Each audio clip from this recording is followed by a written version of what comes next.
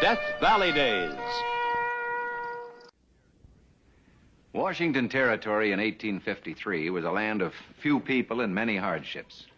A social event such as a wedding was something to look forward to, and folks would travel miles just to take part in the function. Such an occasion brought together a lovely young lady and a complete stranger and started the unique courtship of Carrie Huntington.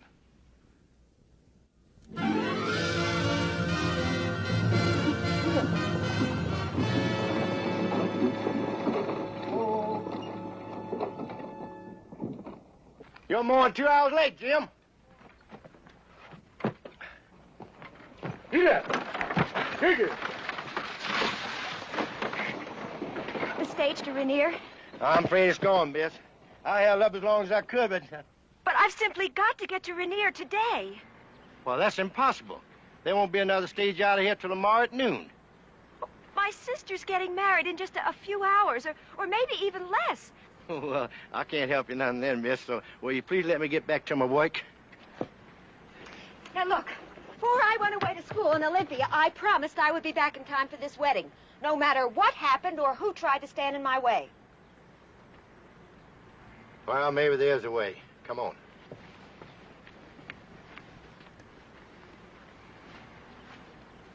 You're hauling that freight to Mount Rainier, ain't you, Henry? I intend to, but don't get hung up here with a lot of unnecessary small talk. His name is Henry Windsor, ma'am, and he's got a heart as big as Mount Rainier. Mr. Windsor, my name is Carrie Huntington, and I've simply got to get to Rainier as soon as possible. I get paid for hauling freight, ma'am, not people. Henry, this is an emergency. Maybe you can bend them rules a little this time. I've waited so long for this day, and now... It'll take me about 20 minutes to finish loading the wagon. If you're ready by then, all right. If you're not... I will be ready, Mr. Windsor, I will be. It'll take me 5 minutes to change my dress.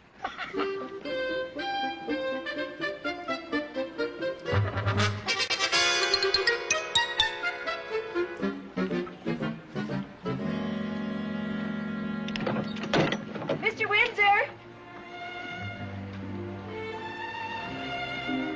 Oh, I've kept you waiting, and I am sorry, but I won't have time to change my dress in Rainier. Here you go, miss. Good luck. Thank you. I think I'll need it.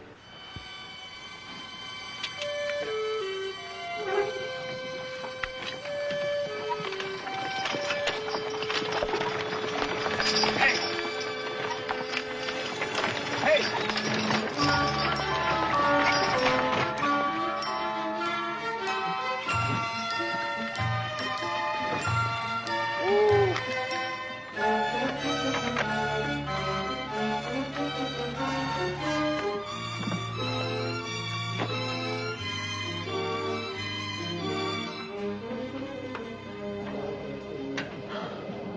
Thank heaven I made it on time. Darling. Mother. Nothing could have kept me from being my sister's bridesmaid. First, the horse threw a shoe. Then I missed the stage. I rode the last 5 miles in a wagon. But it was worth it. Every single solitary bump was worth it to get here on time. Well, you see, dear, Reverend Kingsley came all the way from Portland, and he's very busy, you know. He has several other ceremonies to perform, and... I know, and I've kept him waiting. Well, let's get on with it. Where is everybody? That's what I was trying to tell you, dear. You see... Oh, that's Mr. Windsor. He was good enough to drive me after I missed the stage. What happened? Carrie. Daddy, I told you I'd make it on time. Yes. Well, you see, dear, Reverend Kingsley... Oh, I know. Mother's told me all about Reverend Kingsley. Now, will somebody please tell me what has happened? Well, when you didn't show up in time, well, how were we to know you would be here at all today? You can't mean... Yes. I missed the wedding? Judith took your place. I missed the wedding? Please, Carrie, contain yourself, dear. I missed the wedding! I missed the wedding! wedding. Well, you're here now. That's Oh, the and you don't important know thing. what I went through to get here, and you didn't even wait for me. Why, I'm not even a part of this family anymore. Oh, you'll always be a part of No, this not family. after what happened today. My only sister gets married, and I missed the ceremony. And it's done. It's over with forever, and I miss seeing it. Oh! Here. Oh! Wait, you can still be part of the wedding. In fact, after all, you've been through the main part. Remember how we used to play at getting married? We'd act out the entire ceremony like it was real. You mean we could do that here? Why not? You're dressed for the part, and Mr. Windsor can stand beside you as though it were a real wedding. If that's what Miss Carrie wants, I'd be glad to. No, it's good to see my girl smile again. Well, dear, you better bring in Reverend Kingsley while she is still smiling. Oh, yes. Sorry to interrupt, Reverend Kingsley, but your presence is urgently needed in here. Reverend, this is my other daughter. Miss Carrie, I presume. How do you do? She's very upset about missing the ceremony, and it would cheer no end if you ran through it again. Oh, you're asking me to perform the ceremony for Miss Carrie. And this young man? Windsor, sir. Henry Windsor. Yes. Very well. Join hands. Henry Windsor, wilt thou take this woman for thy wedded wife? Yes, sir. I'd be proud to. Carrie Huntington, wilt thou take this man for thy wedded husband? Oh, I will. I will. I now pronounce you man and wife. Congratulations. 2 daughters married the same day. Thank you. Everything has turned out splendidly now. Yes, it sure has. But of course, only one of my daughters was really married. I performed the ceremony, sir, for both daughters. But Carrie's is only just in fun. When I perform a ceremony, sir, it is never in fun. I administered a solemn and sacred oath in the presence of man and God. And I assure you, sir, that the contract entered into between these 2 young people is binding, both spiritually and legally. It has to be. Must I remind you, sir, that the welfare, nay, the very survival of our pioneer country depends upon the conscientious manner in which all of us discharge our spiritual as well as our legal obligations. Do you mean that I'm married? Really married? To him? Those whom God hath joined together this day, let no man put asunder.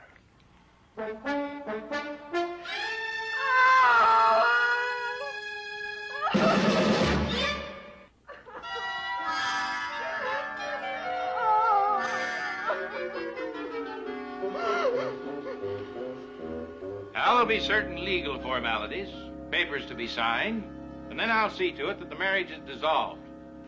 Without further embarrassment to you. Well, I'd rather not, sir. What do you mean? Well, if you don't mind, sir, I'd like to stay married to your daughter. Well, I do mind. Abandon my daughter to a perfect stranger, not on your life. Oh, that bellow of yours has made you a rich man, Tom, but we've got something a lot more important at stake here than the price of apples. Well, a fine friend of the family you are. You sound as if you're on the side of this madman. No, I don't think he's mad, Tom. Love, maybe. Leastways, he thinks he is, and that's why he deserves a chance. A chance to do what? To come courting. I'd like Miss Carrie to... I'd like my wife to know how I really feel about her. What's on your mind, boy? Well, my folks have a little farm not more than a 6-hour ride from here. If my wife would visit them, I could come around in the evenings and do my courting there. No. Oh, I could vouch for his folks, Miss Carrie. They're honest and God-fearing. You'd be just as safe with them as you are right here. And if Carrie turns him down and he signs the papers, we'll be rid of him once and for all? That's the bargain. All right. You have 1 week to win her over. I'll need more time. 1 week, take it or leave it. I'll take it. I won't go with him. I'll never be his wife, never. Mother, I wrote to you about the Major. Well, he's about to propose, and Philip, his father's the senator, and he's getting very serious. You can't expect me to just run off with him. Oh, come on and cheer up, Miss Carrie. After all, this is your wedding day. My wedding day. Oh, my wedding day. Oh.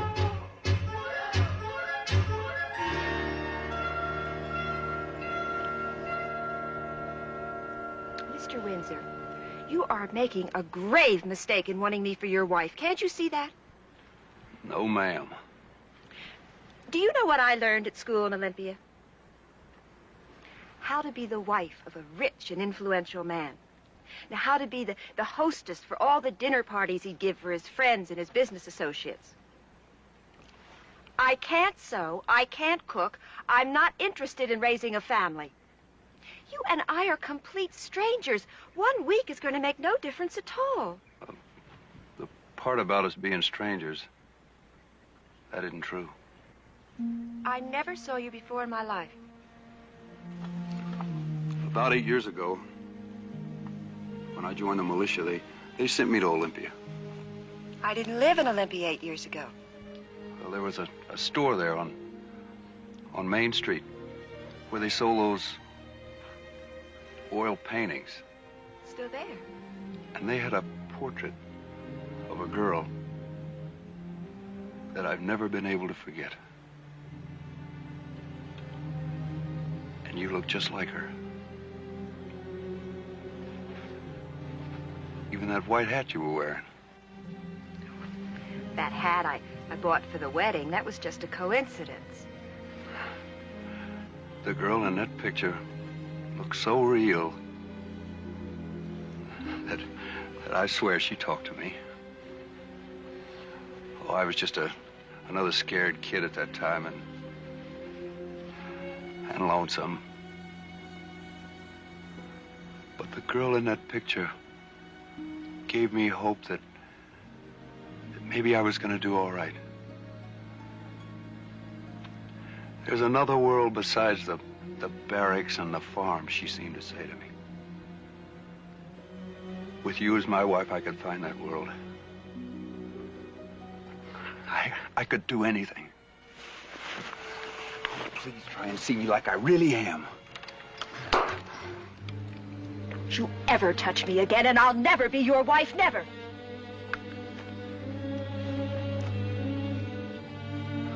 Well, I still got a week to change her mind. We better be going.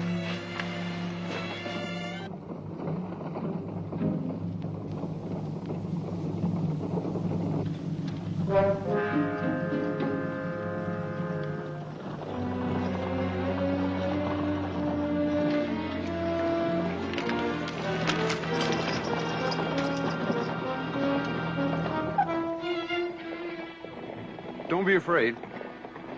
They're Nisqually. Peaceful as they come.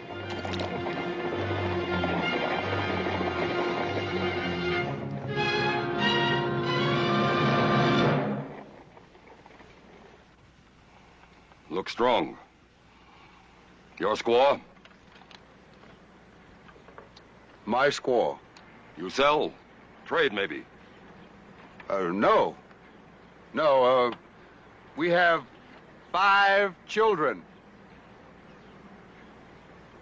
All grow straight, strong. Yes, they will be a great comfort to me in my old age. You come. We're not going anywhere with you. You come.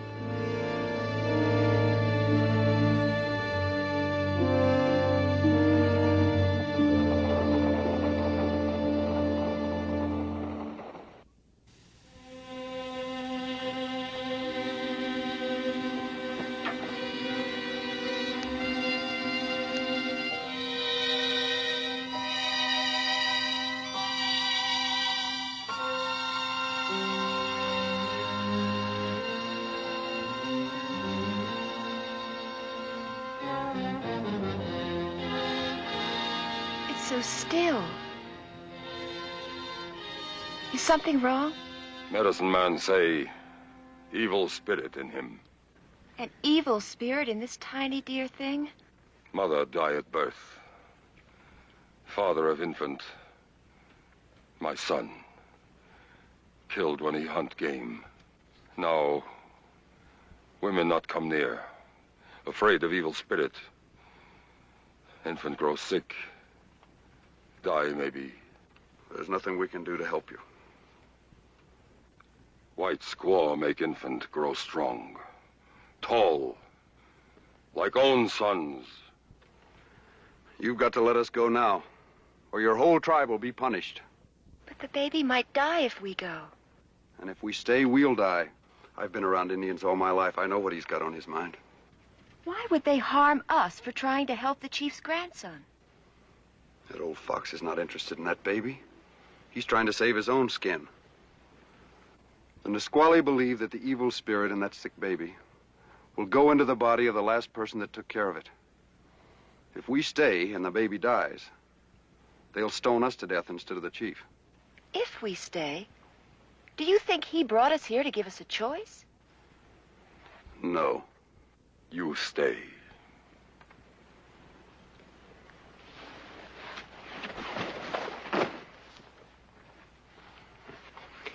You not be afraid. I help you go back to your people. You're willing to risk your neck to see we get away? Why? Once Nisqually, great warrior, hunter. Now they live like coyote. Chief to blame. I see. You want to be chief because you think you can do a better job. And if we stay, there's just a chance that the baby might live. Night falls soon.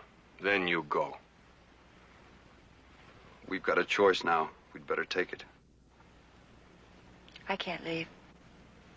You can't leave? Just walk away and let this baby die? I'd never forgive myself. I'd never forget it. Do you understand what you're saying? As long as there's a breath in this baby's body, there's a chance we can save him. And that's all I understand. All right. You I help go. You figure if I leave, she'll come chasing after me. And then you won't have to worry about the baby because you know he'll die. If she stays, I stay with her. And that's the end of it.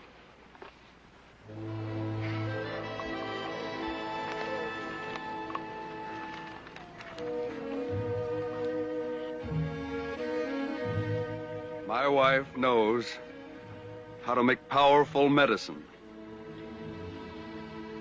She will banish the evil spirit so that it never again will harm the Nisqually. But she must have more time. White squaw medicine harm Nisqually. We've always been friends of the Nisqually. White man take Nisqually land. Kill game. They enemy. I have a feeling he'd give us more time if it wasn't for you. White man, Nisqually enemy. I'm asking you in a nice way, keep your mouth shut. You silence me, white man, or I kill.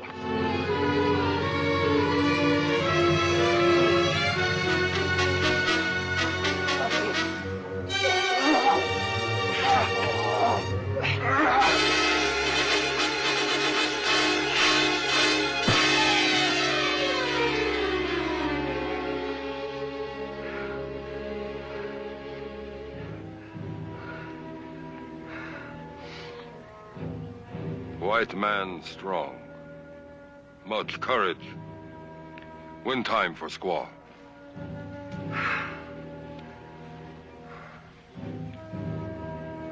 Baby. Dear little baby. You can have all the love you want. All you have to do is reach out for it. Don't you know that? Babies laugh. They cry. Why don't you? You never make a sound. Never.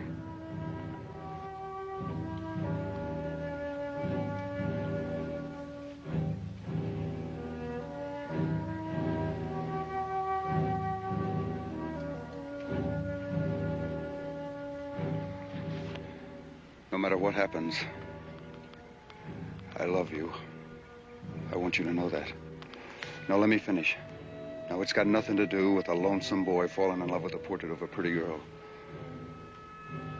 I love you for what you really are. Am I making any sense at all?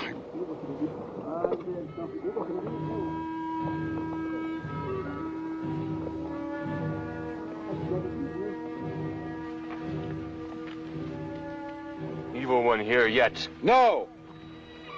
Hear that? There's nothing wrong with a baby that can holler like that. Listen to that beautiful sound. The evil spirit is gone. My wife has worked powerful medicine. There's nothing wrong with your grandson. Love and care are good medicine that will protect him from evil spirits. Don't you understand that? Love is good medicine. I understand.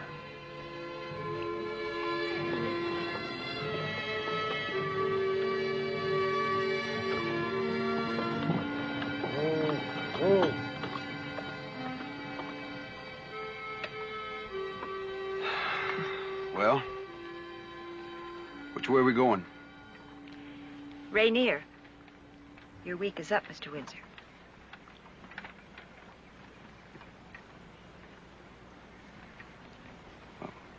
I love you. Doesn't that mean anything? You promised you'd take me home. Yeah, I promised. Get up.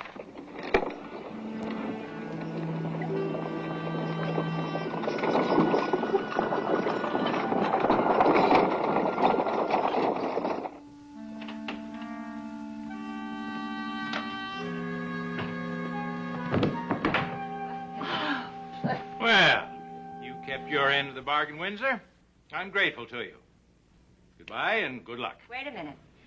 I didn't bring Mr. Windsor home for you to say goodbye to him. I thought I wanted to be the grand lady of the manor, rich man's wife, famous hostess. But I know it's not true. I have to be needed, really needed. The way Henry Windsor needs me. If Henry Windsor courted me for a whole year, he could never prove himself to be more devoted, or strong, or loving. And as for you, it's about time you learned I'm not a portrait to be stared at. I'm a woman. And I happen to be your wife.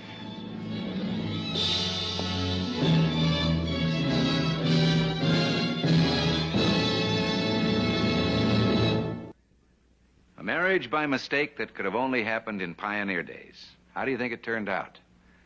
On June 3rd, 1903, Henry and Carrie Windsor celebrated their 50th wedding anniversary. And Carrie at last had the opportunity to play hostess to her children, grandchildren, and great-grandchildren. Next week, another true drama from our American past. See you then.